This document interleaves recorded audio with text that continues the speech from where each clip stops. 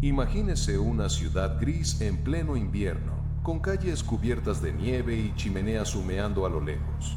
Hombres y mujeres caminan apresurados, con abrigos pesados, mientras en las vitrinas de las tiendas apenas se exhiben unos pocos productos repetidos. En las paredes, carteles rojos con el rostro de Lenin proclaman «El futuro nos pertenece». Esa escena, tan típica de la Unión Soviética, encierra una paradoja que marcaría el destino de millones. ¿Cómo pudo un país que prometía la abundancia para todos terminar atrapado en la escasez crónica? La respuesta, aunque incómoda, es directa, porque el sueño soviético se construyó sobre un modelo económico que ignoró la naturaleza humana, la complejidad de los mercados y la necesidad de adaptarse al cambio. Lo que comenzó como un experimento para superar las injusticias del capitalismo terminó convirtiéndose en una maquinaria rígida, incapaz de corregir sus propios errores. Para comprender este desenlace, debemos retroceder a la Rusia de principios del siglo XX. En aquel entonces, el imperio zarista era un mosaico desigual. En las grandes ciudades como San Petersburgo y Moscú, la industria comenzaba a florecer, pero en el vasto campo predominaban métodos agrícolas casi medievales. La desigualdad social era abismal. Mientras una élite aristocrática vivía en el lujo, millones de campesinos malvivían con cosechas insuficientes. En este contexto, la Revolución de 1917 irrumpió como una promesa de transformación radical. Lenin y los bolcheviques afirmaban tener la fórmula para acabar con la explotación, abolir la propiedad privada de los medios de producción y colocar la economía entera bajo la dirección del Estado. La idea era simple y poderosa. Si el mercado generaba desigualdades, el Estado podía planificarlo todo para que nadie quedara atrás. El entusiasmo inicial fue arrollador. Se nacionalizaron fábricas, minas, ferrocarriles y bancos. La tierra fue expropiada a los terratenientes y entregada a colectivos campesinos. La visión era crear una economía sin competencia, donde cada trabajador contribuyera según sus capacidades y recibiera según sus necesidades, como rezaba el lema marxista. Pero desde el principio aparecieron señales de advertencia. La planificación central requería conocer al detalle qué, cuánto y cómo producir. Esto implicaba reunir enormes cantidades de datos, procesarlos y transformarlos en planes quinquenales. Sin embargo, en 1920 no existían computadores y la información fluía lentamente por una red burocrática gigantesca. Cada error en la estimación podía significar fábricas produciendo bienes inútiles o almacenes vacíos de productos esenciales. Uno de los primeros conflictos surgió con la colectivización forzada de la agricultura. Los campesinos, acostumbrados a trabajar sus propias parcelas, fueron obligados a integrarse en granjas colectivas. Esto no solo alteró su modo de vida, sino que eliminó incentivos para mejorar la productividad.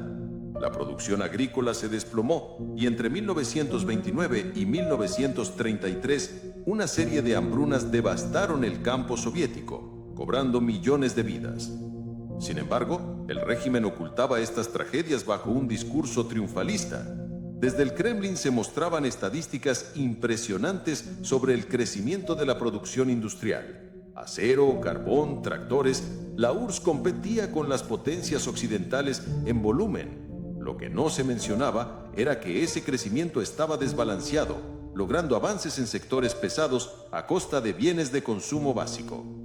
En términos filosóficos, el proyecto soviético se apoyaba en una idea fundamental, que la naturaleza humana podía ser moldeada completamente por las condiciones materiales. Bajo esta visión, si se eliminaba la propiedad privada y se educaba a las personas en el colectivismo, desaparecerían el egoísmo y la ambición individual. Pero la historia mostró que no era tan simple. La falta de recompensas vinculadas al mérito redujo la motivación y fomentó una cultura de mínima responsabilidad. Científicamente, la economía planificada carecía de mecanismos de ajuste rápido. En un sistema de mercado, la competencia obliga a corregir errores y mejorar constantemente. En la URSS solo había un plan, y si fallaba, todo el país sufría las consecuencias. Esto era especialmente crítico en sectores tecnológicos. Durante la revolución informática global de los años 70 y 80, la Unión Soviética quedó rezagada porque su sistema no podía incorporar innovaciones con la misma velocidad que Occidente. Desde un punto de vista antropológico, la colectivización y la vida en ciudades industriales masivas transformaron radicalmente la estructura social. Las comunidades rurales, que durante siglos habían transmitido saberes y costumbres, se fragmentaron. La identidad cultural campesina se diluyó en un mar de uniformidad proletaria. Aún así, durante décadas, el sistema sobrevivió gracias a su control férreo y a la explotación de recursos energéticos. Las exportaciones de petróleo y gas llenaban las arcas del Estado, permitiendo financiar importaciones de alimentos y tecnología. Pero en 1986, la caída del precio del petróleo golpeó de lleno a la economía soviética, dejando al descubierto sus debilidades estructurales.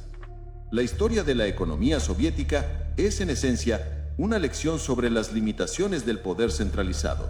Su fracaso no radicó únicamente en fallos técnicos, sino en un error de concepción: pensar que la voluntad política podía sustituir la complejidad orgánica de una sociedad. Como veremos a lo largo de este análisis, el colapso de la URSS no fue un accidente repentino, sino el desenlace inevitable de un sistema que no supo o no quiso adaptarse a la realidad. Y aquí surge la pregunta que conecta este pasado con nuestro presente. ¿Podría repetirse un modelo similar en el mundo actual, con nuevas formas de control y propaganda? La respuesta, inquietante, es que la tecnología moderna podría facilitar un control aún más preciso, pero también más invisible. Sin embargo, como enseñó la experiencia soviética, ninguna ingeniería social puede anular indefinidamente las leyes de la economía y la naturaleza humana. Cuando en octubre de 1917 los bolcheviques tomaron el poder en Petrogrado, el nuevo gobierno enfrentaba un panorama desolador. Rusia estaba exhausta por la Primera Guerra Mundial, su economía colapsada y su población fragmentada entre ciudades industriales y un campo que todavía vivía en gran medida como en la Edad Media. Lenin entendía que para consolidar el poder era imprescindible reestructurar la economía de raíz. El primer paso fue abolir la propiedad privada de los medios de producción. Fábricas, minas, ferrocarriles y bancos fueron nacionalizados en cuestión de meses. Esto no fue simplemente un acto económico, sino un gesto político que pretendía mostrar que el poder económico había pasado de manos privadas a manos del proletariado organizado bajo el Partido Comunista. En marzo de 1918, con la firma del Tratado de Brest-Litovsk, la joven Rusia soviética salió oficialmente de la guerra, pero pagó un precio alto. Perdió territorios valiosos y recursos estratégicos, lo que agravó la crisis interna. Para compensar, el gobierno implementó lo que se conoció como comunismo de guerra. Este sistema, vigente entre 1918 y 1921, buscaba movilizar todos los recursos posibles para sostener al ejército rojo en la guerra civil contra los blancos y las potencias extranjeras que intervenían. Bajo el comunismo de guerra, se requisaban excedentes agrícolas a los campesinos para alimentar a las ciudades y al ejército. No había comercio privado legal y el Estado controlaba cada aspecto de la producción y distribución. La intención era mantener la supervivencia del nuevo régimen, pero las consecuencias fueron graves. La producción agrícola cayó en picado y en 1921 el país sufrió una hambruna que mató a más de 5 millones de personas.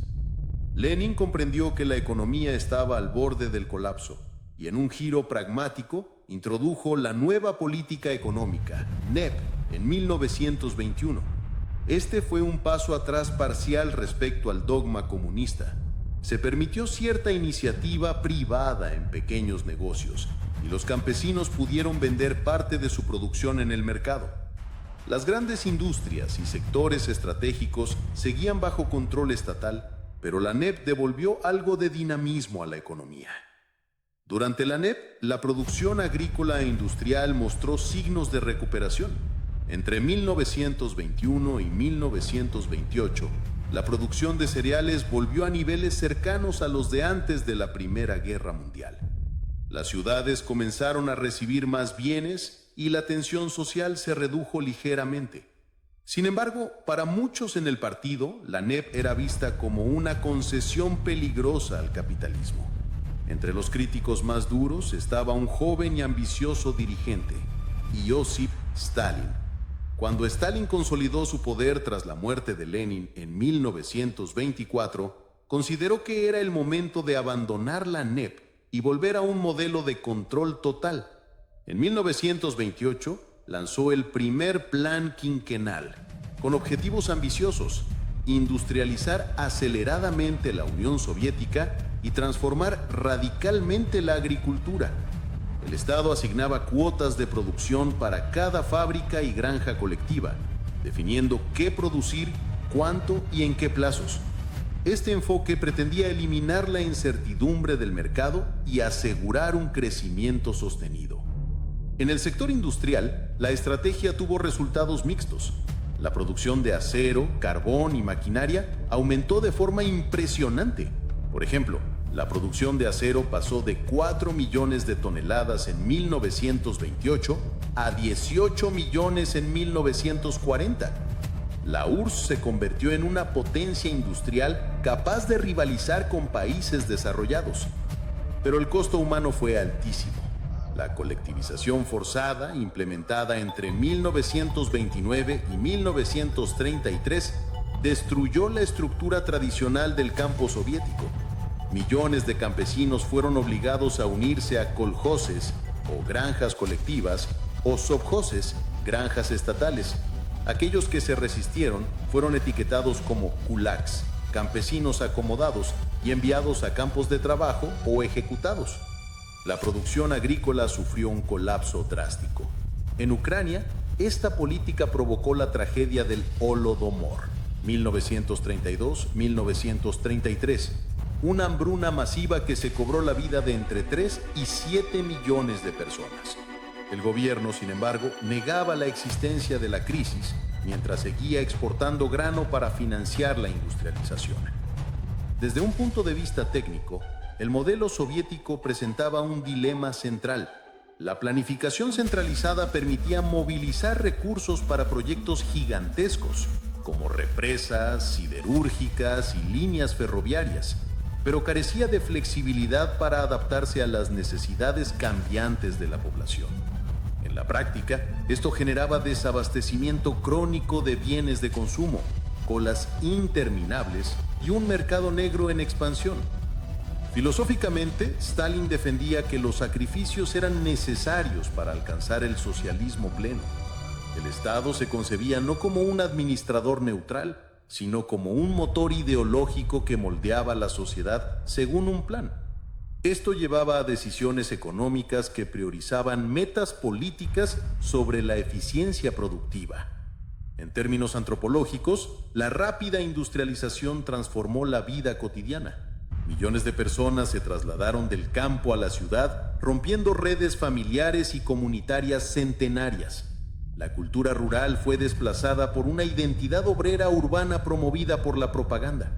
Las artes, la educación y hasta la arquitectura fueron adaptadas para servir al proyecto socialista. Las cifras oficiales soviéticas hablaban de éxito.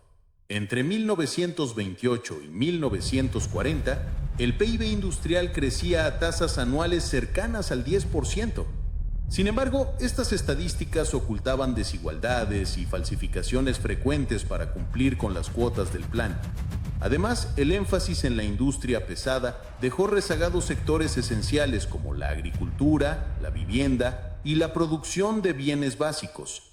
El primer plan quinquenal sentó las bases para que la URSS resistiera la invasión nazi en 1941, pero también consolidó un patrón de funcionamiento económico que se mantendría durante décadas. Grandes logros en infraestructura y defensa, combinados con una economía civil crónicamente ineficiente. Esta etapa inicial es clave para entender no solo el desarrollo posterior de la Unión Soviética, sino también su caída. El modelo que parecía invencible en la década de 1930 llevaba ya desde sus orígenes las semillas de su propio fracaso. Un sistema que no permitía retroalimentación real ni correcciones rápidas estaba condenado a repetir sus errores una y otra vez hasta el colapso final. La economía de la Unión Soviética fue concebida como un experimento único en la historia moderna. Su propósito era reemplazar la lógica del mercado por un sistema en el que cada decisión productiva emanara del Estado. Sin embargo, cuanto más se desarrollaba, más evidentes se volvían las contradicciones internas que terminarían debilitando sus fundamentos. Para entender estas contradicciones, es necesario analizar tres aspectos centrales: la planificación centralizada, la ausencia de incentivos individuales y la desconexión entre las metas políticas y las necesidades sociales. La planificación centralizada se presentaba como el corazón del socialismo real. Desde Moscú, burócratas y comités diseñaban planes quinquenales que definían cuántos tractores debía fabricar una planta en los Urales, cuántos zapatos producir en una fábrica de Leningrado o cuántas toneladas de trigo entregar desde Ucrania. Sobre el papel, esta organización parecía ofrecer certeza, estabilidad y control absoluto, pero en la práctica se convirtió en una maquinaria lenta, rígida y extremadamente ineficiente. Un ejemplo claro se encuentra en la producción de bienes de consumo. Si una fábrica de clavos recibía la orden de fabricar una cierta cantidad de toneladas, lo más sencillo era producir clavos enormes y pesados, aunque fueran poco útiles. Así, cumplían con el plan en números, aunque la sociedad quedara desabastecida de los clavos pequeños que realmente necesitaba. Este fenómeno, conocido como distorsión de incentivos, se repetía constantemente. La ausencia de competencia agravaba el problema. En economías de mercado, cuando un producto no satisface la demanda, otra empresa puede corregir el error y ganar espacio. En la URSS no había alternativa. Un solo proveedor, controlado por el Estado, producía todo. Esto generaba desajustes permanentes, filas interminables y el surgimiento de un mercado paralelo donde los ciudadanos buscaban lo que el sistema oficial no les ofrecía. Otro elemento clave era la falta de incentivos individuales. Bajo la ideología comunista, se suponía que los trabajadores actuarían movidos por la conciencia colectiva y el deseo de construir una sociedad justa. En la práctica, sin recompensas vinculadas al esfuerzo personal, la motivación se reducía. Muchos obreros cumplían apenas lo indispensable para no ser sancionados, y el lema "ellos hacen como que nos pagan, nosotros hacemos como que trabajamos" se convirtió en un reflejo del desencanto cotidiano. Además, la búsqueda de metas políticas a menudo se imponía sobre la lógica económica. Durante la Guerra Fría, por ejemplo, la URSS priorizó de manera desmesurada la industria armamentística y la carrera espacial. Aunque estos logros demostraban poder militar y prestigio internacional, como el lanzamiento del Sputnik en 1957 o el envío de Yuri Gagarin al espacio en 1961, implicaban una carga inmensa sobre la economía civil. Mientras el mundo admiraba la capacidad soviética para construir cohetes, millones de ciudadanos seguían haciendo largas colas para comprar pan, mantequilla o ropa. Históricamente, estas contradicciones quedaron en evidencia a partir de la década de 1960.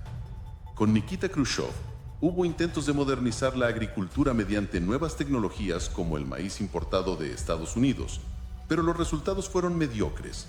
Los campos soviéticos, adaptados a otro tipo de cultivos, no respondieron bien. La productividad agrícola seguía siendo baja y la URSS tuvo que recurrir a importaciones de trigo, principalmente de Canadá y Estados Unidos, lo cual resultaba paradójico para un país que presumía de autosuficiencia. En el terreno filosófico, el socialismo soviético partía de una premisa: que el hombre era un ser moldeable y que la educación ideológica podía transformar la ambición individual en altruismo colectivo. Sin embargo, este supuesto ignoraba dimensiones fundamentales de la naturaleza humana, como la necesidad de reconocimiento, la innovación personal y la libertad de elección. La consecuencia fue una sociedad donde el conformismo se imponía y la creatividad quedaba ahogada por la censura y la burocracia. Desde una perspectiva antropológica, el sistema generó una uniformización cultural. Millones de campesinos trasladados a las ciudades fueron absorbidos por un modelo de vida homogéneo donde la identidad local y las tradiciones se diluían bajo la propaganda del hombre nuevo soviético. El Estado controlaba no solo la economía, sino también la educación, el arte y los medios de comunicación, estableciendo una narrativa única que no admitía disenso. En términos estadísticos, el crecimiento soviético entre 1950 y 1970 fue impresionante en cifras brutas. El PIB industrial aumentó de manera constante y la URSS llegó a ser la segunda economía del mundo en volumen total. Sin embargo, al analizar la productividad por trabajador, el panorama cambiaba. Mientras en Estados Unidos la productividad crecía de forma sostenida, en la URSS comenzaba a estancarse a mediados de los años 70. Esto significaba que la economía soviética generaba más cantidad, pero no más eficiencia.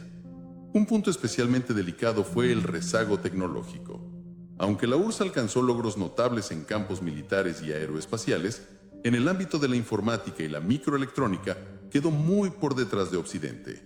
Mientras en Silicon Valley surgían empresas como Intel o Apple, en la Unión Soviética los intentos de copiar ordenadores occidentales resultaban torpes y obsoletos. Esta brecha tecnológica fue uno de los factores decisivos en la incapacidad del sistema para adaptarse a la globalización y a la nueva economía del conocimiento. La falta de retroalimentación real era otro problema sistémico. En un mercado libre, los precios transmiten información sobre la escasez o abundancia de un bien. En la URSS, al no existir precios genuinos, esa información se perdía. Los planificadores trabajaban a ciegas, generando tanto excedentes absurdos como escaseces críticas. Este fallo estructural fue señalado incluso por economistas críticos en Occidente, como Friedrich Hayek, quien argumentaba que ningún comité central podía reemplazar la espontaneidad del mercado. Al final, las contradicciones del modelo soviético revelaban una verdad incómoda. Aunque era capaz de movilizar recursos para proyectos grandiosos y defender su estatus de superpotencia, no lograba garantizar calidad de vida a sus ciudadanos.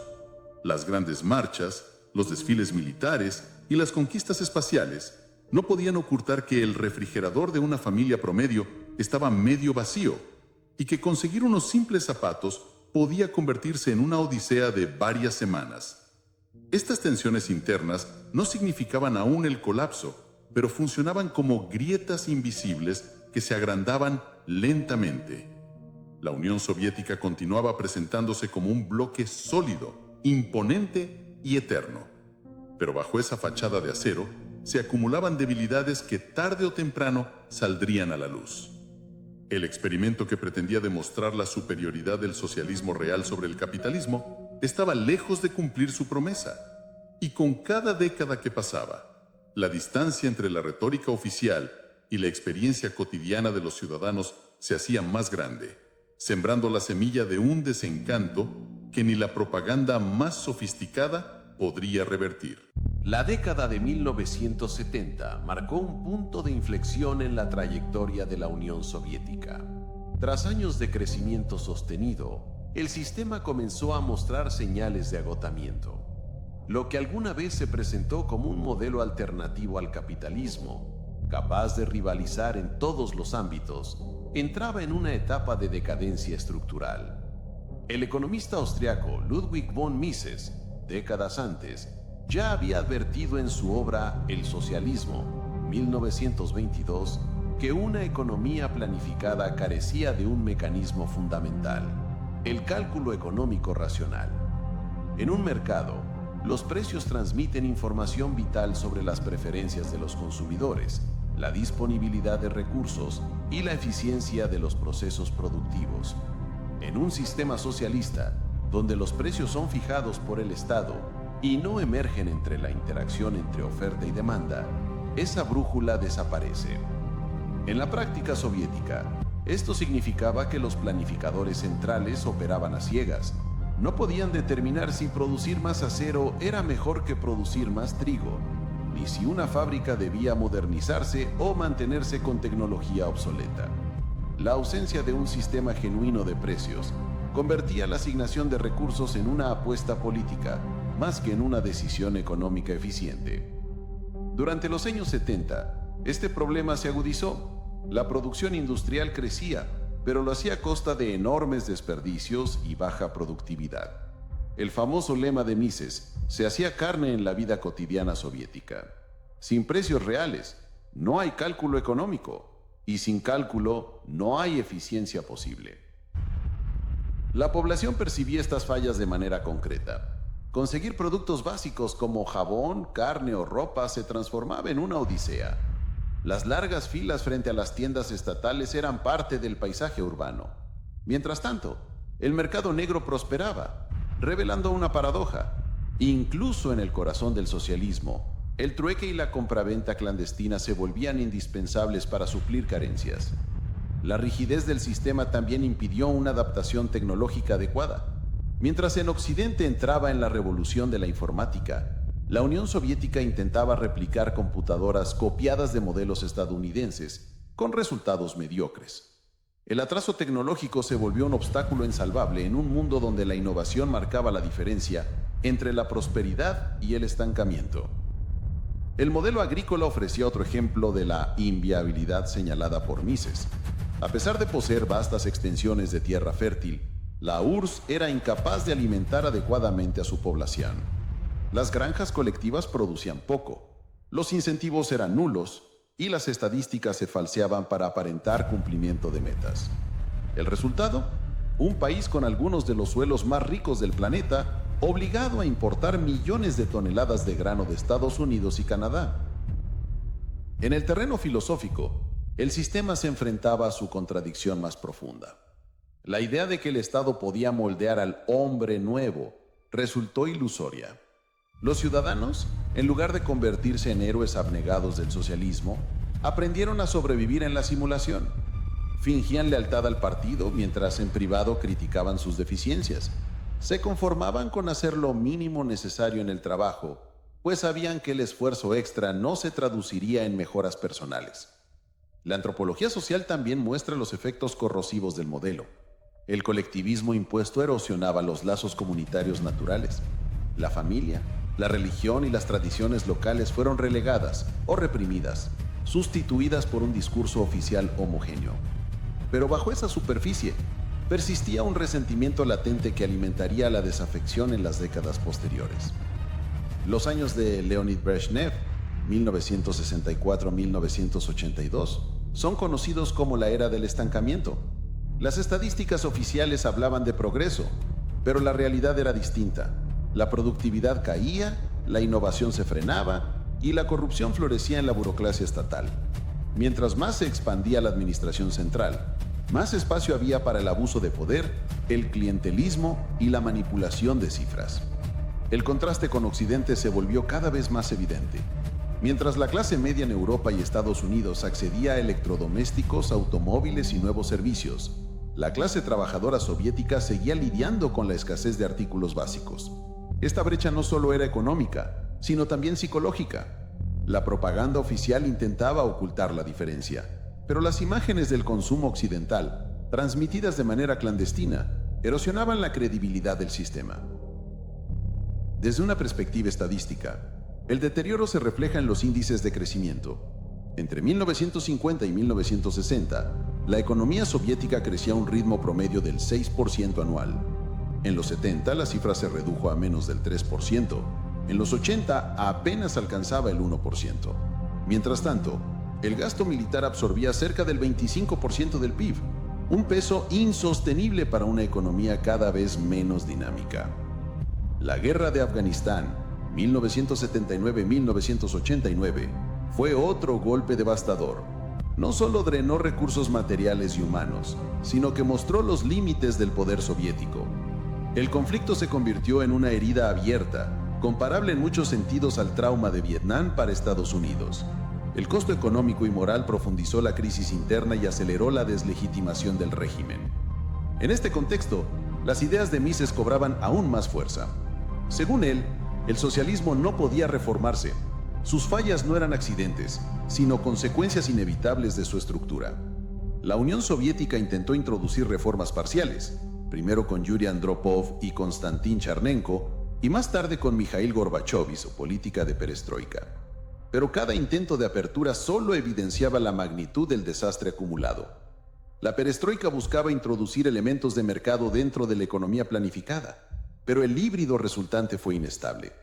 Por un lado se flexibilizaron ciertas actividades privadas, por otro se mantuvo la pesada burocracia central. Esto generó inflación, desabastecimiento y un colapso de la confianza pública. El sistema, en lugar de revitalizarse, se fragmentó con mayor rapidez. Al final, la Unión Soviética se derrumbó no por un ataque externo, sino por su propia inviabilidad interna. La imposibilidad de calcular racionalmente, como explicó Mises, hizo que el socialismo real fuera incapaz de sostenerse a largo plazo. La falta de libertad económica se combinó con la represión política, y ambos factores socavaron la vitalidad de una sociedad que, en apariencia, estaba destinada a durar para siempre. El 25 de diciembre de 1991, cuando la bandera roja con la hoz y el martillo fue arriada del Kremlin, el mundo presenció no solo el fin de un Estado, sino la confirmación histórica de una tesis. Un sistema que desconoce la función del mercado y pretende sustituirlo por planificación absoluta, está condenado al fracaso. El colapso soviético no fue entonces un accidente coyuntural ni una mala administración pasajera. Fue la consecuencia lógica de las limitaciones estructurales señaladas décadas antes por pensadores como Mises.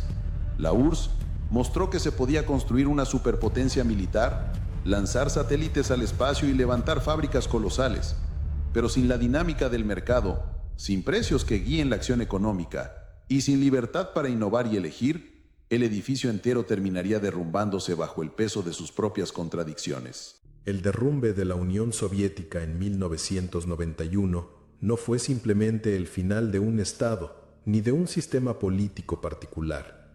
Fue, en muchos sentidos, la confirmación de que ciertos principios económicos y filosóficos son insoslayables.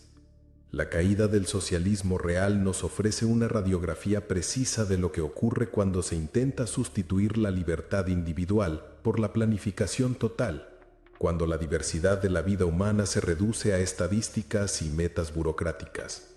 Desde una perspectiva filosófica, el caso soviético reafirma una verdad antigua. La naturaleza humana no puede ser moldeada a voluntad por ninguna ideología. Durante décadas, el partido intentó crear al hombre nuevo, un ciudadano que sacrificara sus intereses personales en favor del colectivo. Sin embargo, la realidad mostró lo contrario. La gente buscaba mecanismos de supervivencia, recurría al mercado negro, desarrollaba redes informales y mantenía viva la aspiración a una vida mejor. La utopía del colectivismo absoluto se estrelló contra la fuerza inquebrantable del deseo individual. Ludwig von Mises y Friedrich Hayek habían advertido que la supresión del mercado equivalía a la supresión de la libertad. El mercado no es solo un espacio de intercambio material, sino también un mecanismo de comunicación social. Los precios son, en este sentido, mensajes codificados que reflejan necesidades, preferencias y posibilidades. Cuando esos mensajes desaparecen, los planificadores deben decidir a ciegas y cada error se multiplica hasta convertirse en tragedia colectiva. Históricamente, el colapso soviético también nos recuerda la fragilidad de las superpotencias. Durante la Guerra Fría, la URSS parecía invencible, dominaba media Europa, competía en la carrera espacial y poseía el arsenal nuclear más grande del planeta. Sin embargo, esa fachada ocultaba una economía enferma. Mientras Occidente producía bienes cada vez más sofisticados, la industria soviética quedaba atrapada en la repetición y el atraso. El contraste era insostenible. En apenas unos pocos años, lo que parecía eterno se derrumbó sin resistencia. Desde una óptica científica, el fracaso soviético demuestra la importancia de la adaptabilidad en sistemas complejos. La economía puede entenderse como un organismo vivo. Requiere flexibilidad, innovación y retroalimentación constante. El socialismo real, al carecer de mecanismos de ajuste, se convirtió en un sistema rígido, incapaz de evolucionar frente a los cambios tecnológicos y culturales. Al igual que en la biología, los sistemas que no se adaptan mueren. En el terreno estadístico, los datos hablan por sí mismos. Entre 1950 y 1960, la URSS creció más rápido que muchas economías occidentales, lo que alimentó la ilusión de superioridad. Pero a partir de los años 70, los índices comenzaron a desplomarse. El PIB per cápita de la URSS, que en 1970 era comparable al de España, en 1990 había quedado por debajo del de Portugal. Mientras tanto, el gasto militar se mantenía en niveles desorbitados. Aproximadamente una cuarta parte de la producción nacional se destinaba a mantener un aparato bélico gigantesco. Esa desproporción fue una de las causas directas del colapso. Antropológicamente, el experimento soviético muestra cómo la ingeniería social puede destruir estructuras comunitarias profundamente arraigadas. La colectivización forzada no solo arrasó con la propiedad privada, sino también con tradiciones, rituales y formas de vida campesina que habían perdurado por siglos. La uniformidad ideológica borró la diversidad cultural, pero no logró sustituirla por un sentido de pertenencia real. El resultado fue un vacío espiritual que ninguna propaganda consiguió llenar. Ahora bien, ¿qué lecciones podemos extraer hoy de esta experiencia? Primero, que la libertad económica es inseparable de la libertad política. Cuando un Estado controla la producción, inevitablemente controla la vida de las personas. No hay espacio para la disidencia en un sistema que depende de la obediencia total. La historia soviética nos enseña que restringir la economía equivale también a restringir el pensamiento.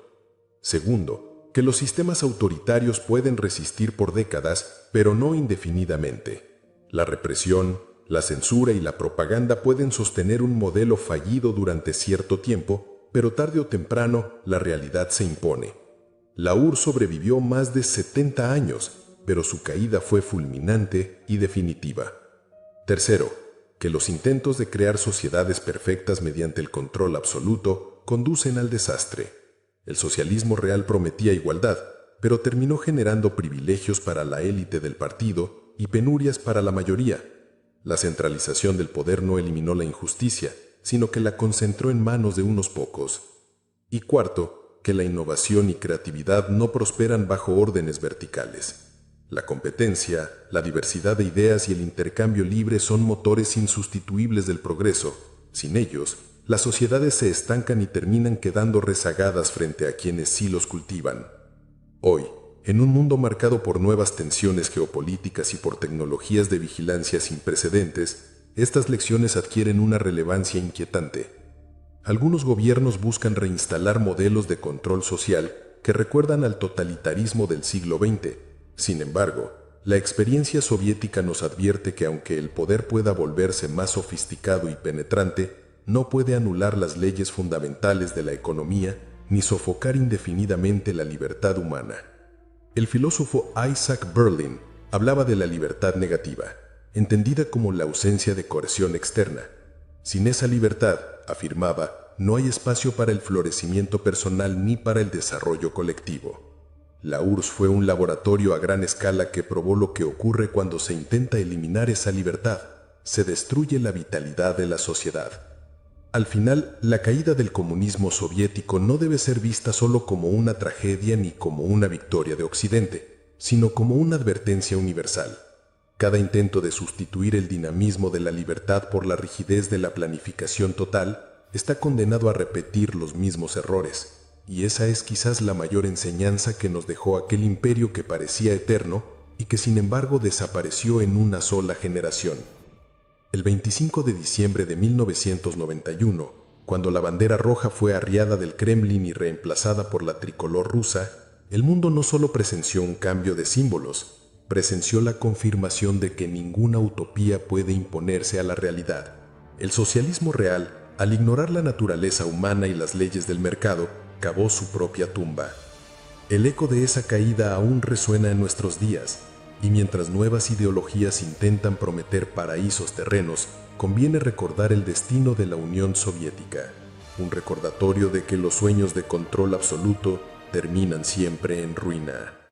Al recorrer el camino de la economía soviética, desde sus promesas iniciales hasta su derrumbe estrepitoso, nos enfrentamos con un relato profundamente humano. La historia de un pueblo que buscó en la ideología la esperanza de un futuro mejor y terminó atrapado en un sistema que devoró sus propias aspiraciones. El socialismo real no fue solo un experimento económico, sino también un fenómeno cultural, antropológico y filosófico que intentó redefinir el sentido mismo de la existencia colectiva.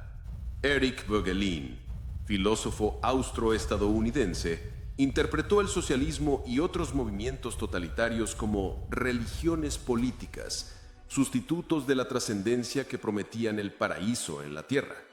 En su análisis, el marxismo-leninismo no era simplemente un programa económico, sino una forma de gnosticismo moderno. La idea de que el mal del mundo podía ser erradicado mediante un conocimiento privilegiado y una estructura de poder absoluto. Bajo esta visión, la revolución se convirtió en un dogma y el partido en su clero secular. Este enfoque ayuda a entender por qué la economía soviética no solo fracasó en términos materiales, sino también espirituales. Al negar toda referencia trascendente y colocar al Estado como fuente de sentido, el sistema terminó vaciando la vida humana de horizontes más amplios. La persona fue reducida a una pieza de engranaje en un mecanismo colosal. Las tragedias, como las hambronas, las purgas y la represión sistemática, no eran simples errores de cálculo, sino manifestaciones de una lógica que convertía la política en sustituto de la fe.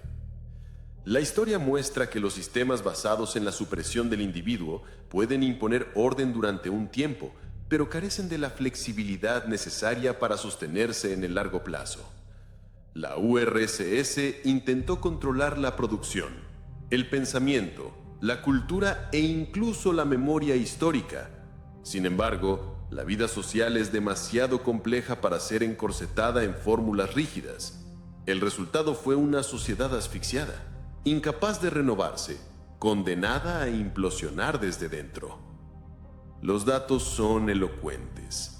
Mientras en Occidente, entre 1960 y 1990, la productividad industrial crecía a ritmos acelerados, la URSS se estancaba. El consumo per cápita de bienes básicos permanecía limitado, las colas para adquirir productos eran parte del paisaje cotidiano y el acceso a innovaciones tecnológicas quedaba rezagado. El contraste con Europa Occidental o Estados Unidos se volvía cada vez más evidente, especialmente para una población que, gracias a la televisión y la radio, comenzaba a comparar su realidad con la del mundo exterior. Más allá de la economía, la caída del sistema soviético revela un drama antropológico. El hombre soviético forjado en la disciplina de la colectividad carecía de autonomía en la toma de decisiones. El paternalismo estatal no solo le dictaba qué consumir o dónde trabajar, sino también qué debía pensar. Cuando finalmente el sistema colapsó, muchos ciudadanos se encontraron desprovistos de herramientas para la vida en un entorno de libertad. El trauma cultural del tránsito hacia el capitalismo en los años 90 es testimonio de esa dependencia profunda. Voegelin insistía en que las ideologías modernas, al pretender sustituir el misterio de la existencia con esquemas cerrados, conducen inevitablemente a la deshumanización.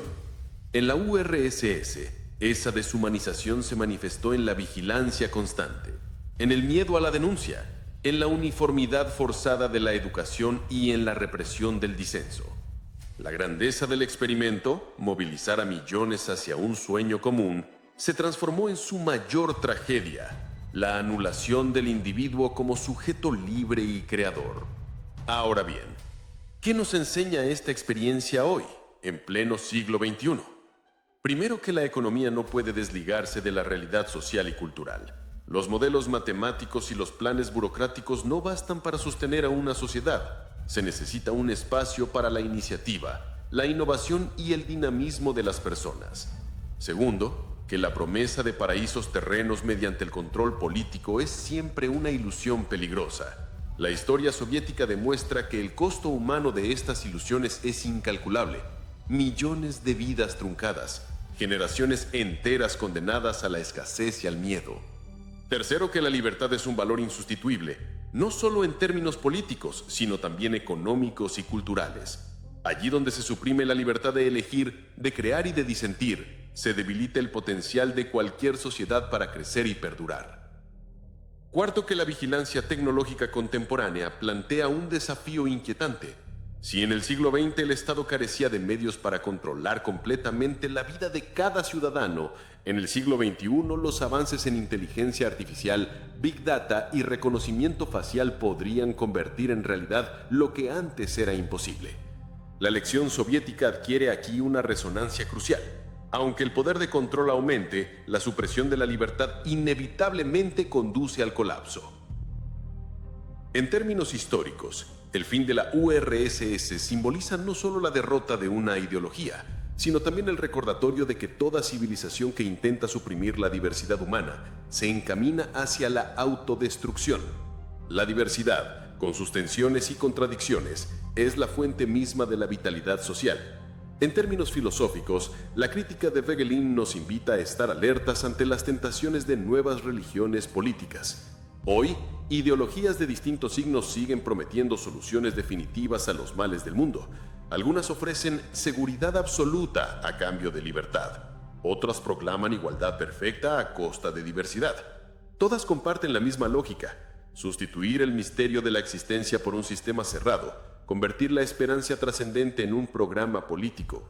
El gran error del socialismo soviético no fue solo económico, fue existencial. Al intentar reemplazar la complejidad de la condición humana con una fórmula ideológica, terminó sofocando la riqueza de la vida y destruyendo las bases mismas de la comunidad que pretendía redimir. Y es aquí donde surge la reflexión final. La historia nunca se repite de forma idéntica, pero sus lecciones resuenan una y otra vez. Cada vez que una sociedad cede a la ilusión de que el poder central puede resolver todos sus problemas, abre la puerta al mismo callejón sin salida que recorrió la URSS. El socialismo soviético prometió un paraíso y entregó un desierto. Hoy, cuando nuevas voces repiten viejas promesas, debemos recordar que ninguna ideología puede reemplazar la libertad y la dignidad humanas. La verdadera pregunta no es si un sistema puede controlar a la sociedad, sino cuánto estamos dispuestos a sacrificar antes de perder aquello que nos hace humanos.